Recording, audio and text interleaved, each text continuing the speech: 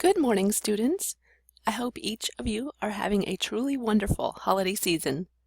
Today's live lesson will provide tips and additional information to assist you when completing Assignment 4. I will briefly review the agenda so you know what to expect from today's video content. I will review in detail the assignment's set of directions. I will also discuss questions from both Part A and Part B to provide clarity.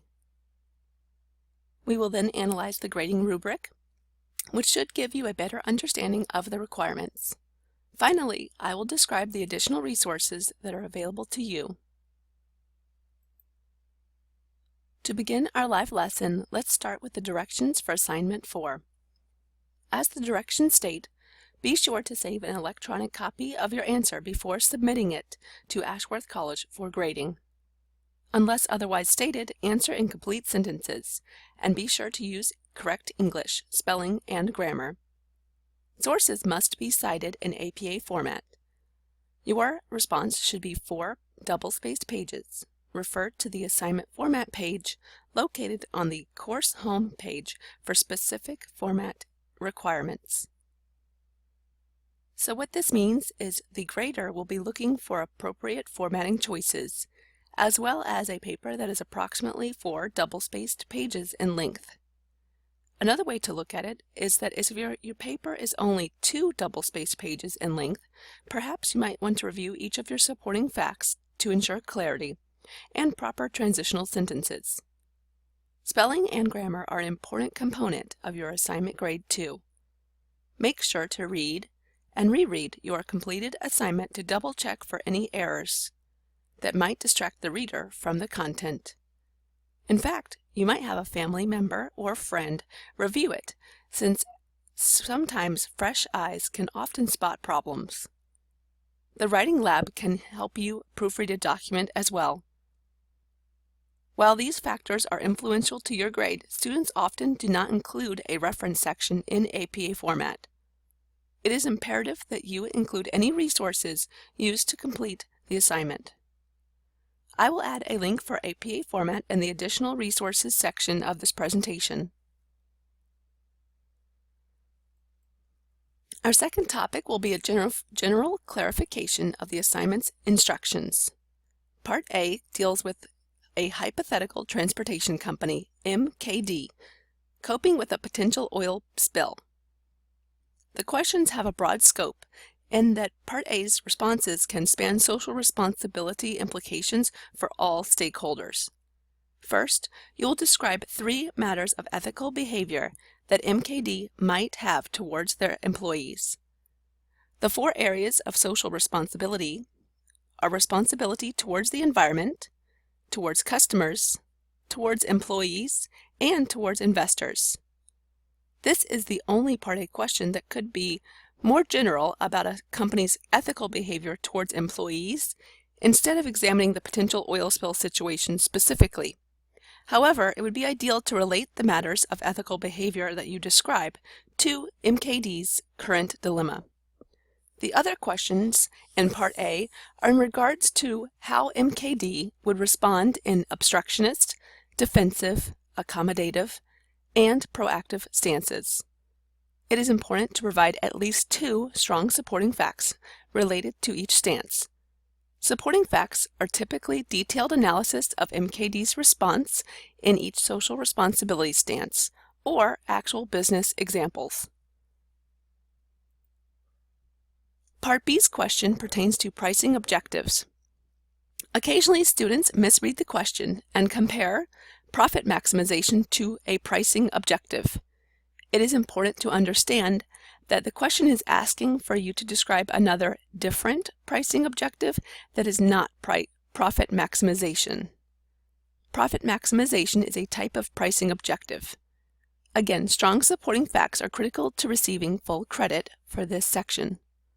While some students include general hypothetical examples as supporting facts, your depth of knowledge would be exemplified through detailed, real examples from the business world.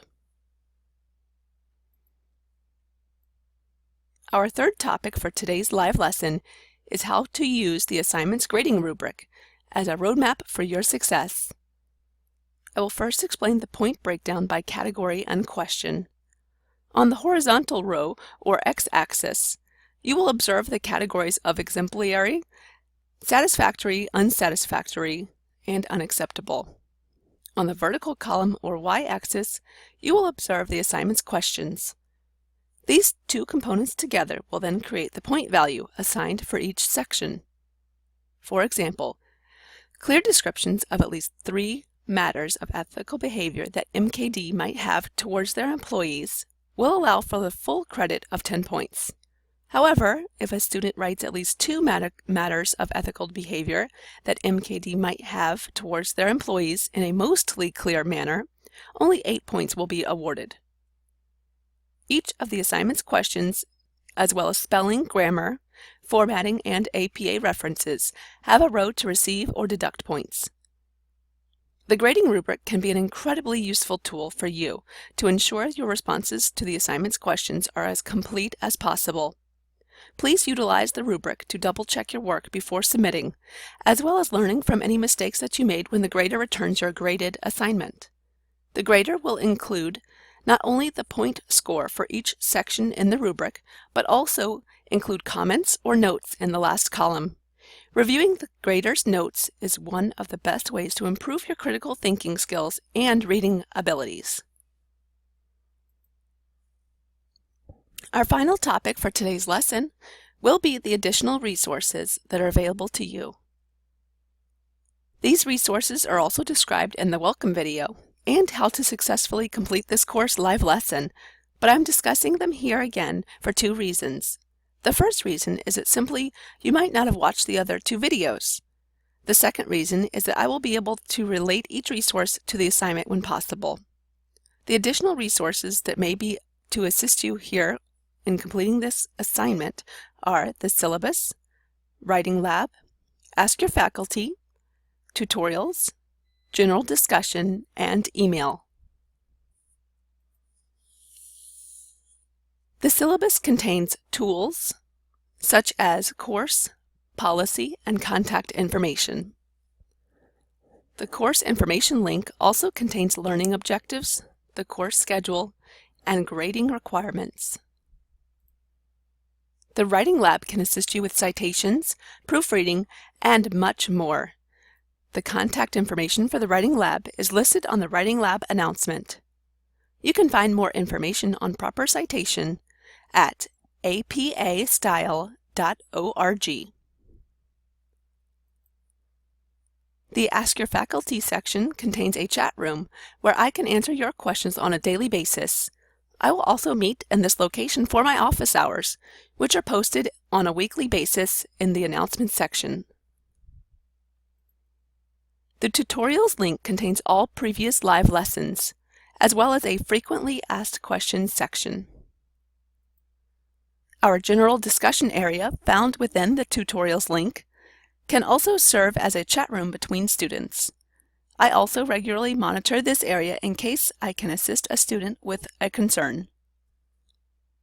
Lastly, I am available at ckelly@ashworthcollege.edu.